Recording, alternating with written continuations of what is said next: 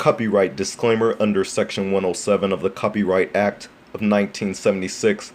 Allowance is made for fair use for purposes such as criticism, comment, news reporting, teaching, scholarship, and research.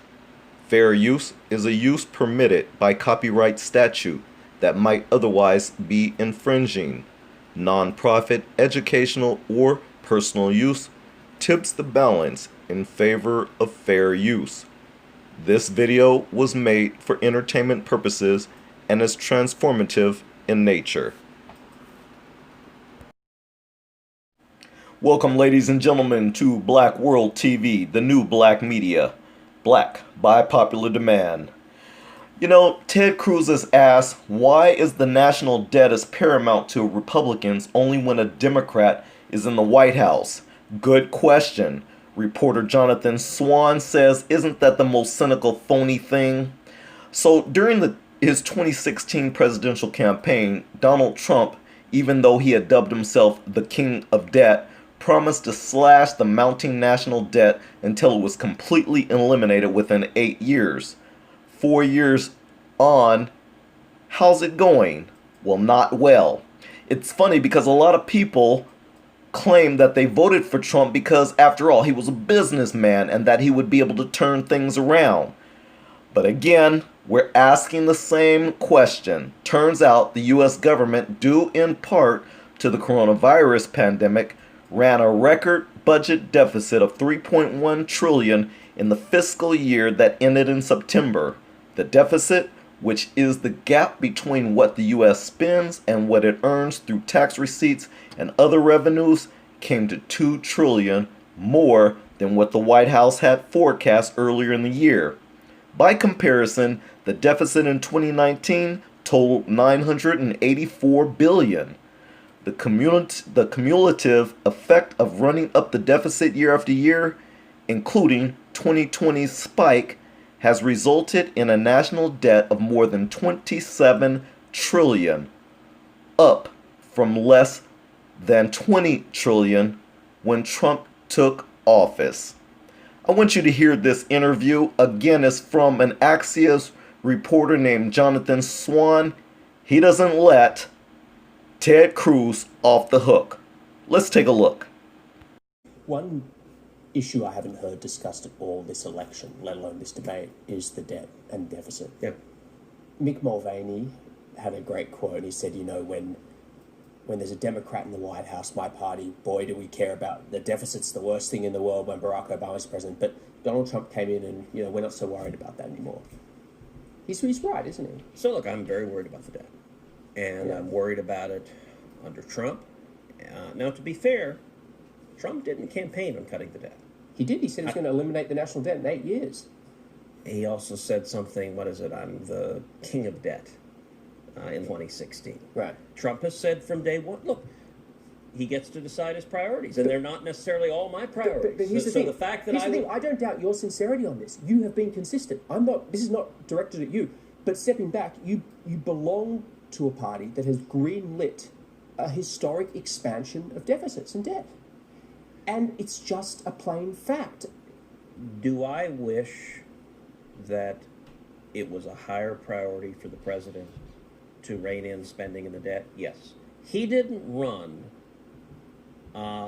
principally on reining in spending and deficit and debt. That's not what he promised to do. We had real differences between it. And you know what, the voters made a decision. I will remind you, he did promise to eliminate the national debt. But let me give another element of it, Yeah. and this is where, in terms of how you eliminate the deficit and move towards reducing the debt, You're going to say growth.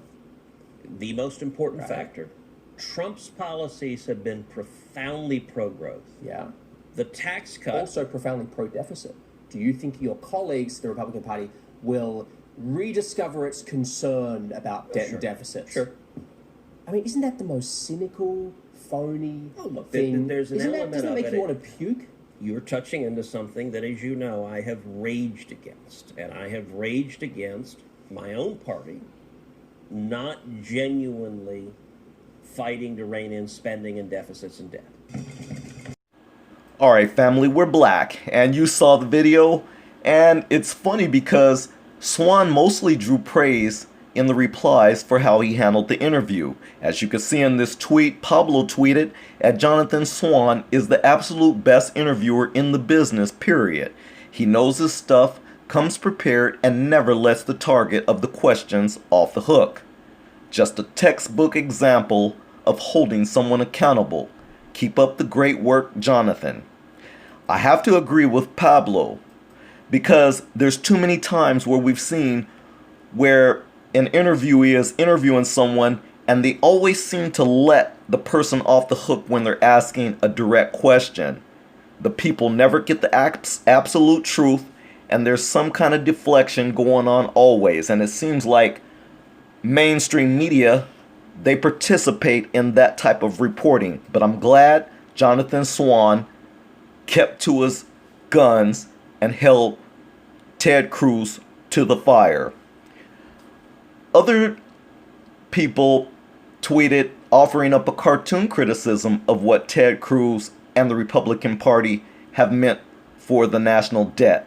Take a look at this cartoon. So you see they can't get around it. Moving on, this next story I gotta tell you about, this involves Jared Kushner. Yeah, Jared Kushner, that guy who said some very denigrating, insulting things about Black America not wanting to be successful. It's going to play in this next video I'm about to show you, but it's very interesting that Rep. Cedric Richmond, he gives a very good answer to when this interviewer is asking him about Black people's lack of wanting to be successful and are complaining, or so-called complaining, that is. He made a point very well that Black people are not complaining. We're simply articulating all the issues facing native-born, foundational Black Americans. You'll see it right here at Black World TV. So, as I finish this off, I just want to say this has nothing to do with support for Barack Obama. You'll see Barack give his 2 cents at the very end. But again, this is not in any way supporting Barack Obama. As you've heard me say before in my other videos, Barack Obama's legacy for Black America is not looking good whatsoever. But nonetheless, this is Black World TV, the new black media. Black by popular demand. Take a look at the video. Peace out. Trump's son-in-law and senior advisor Jared Kushner today.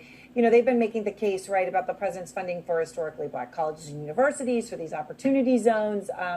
Today, Kushner appeared to question, you know, whether Black Americans actually want to be successful. Okay, let me play for you the bite and give you a chance to respond to it. Here's Jared Kushner.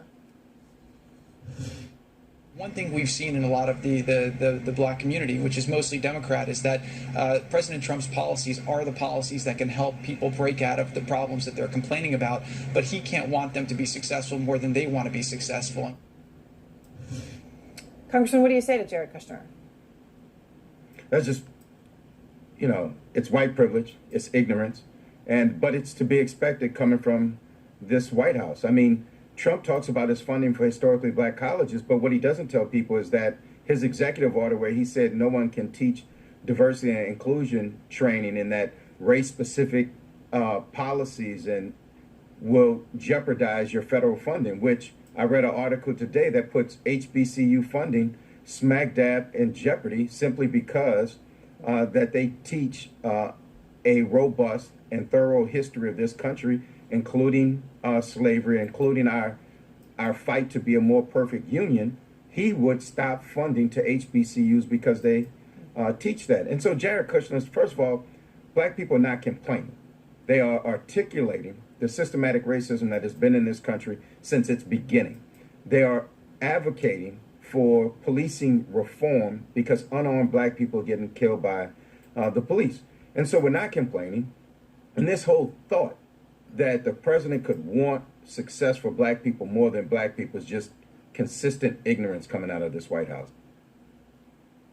He loves to talk about black unemployment. Look how low black unemployment. Well, you know what? Unemployment was really high when I came in and we brought that unemployment low and it kept on going low. And he wants to take credit for it, says he's the best president for black folks since Abe Lincoln. Man, now his advisors are out there saying, including his son-in-law says, black folks have to want to be successful. That's the problem. Who are these folks? What history books do they read? Who do they talk to? Don't read? Is that what is going on? Black unemployment hit almost 17% during the Great Recession 10 years ago. And through a lot of hard work, Joe Biden and I helped get it down. And it kept on going down. Not because Trump did anything. And then this year, because they've screwed up the pandemic response, it soared back up to above 17% here in Florida. But it doesn't have to be that way, Florida, if you go out and vote.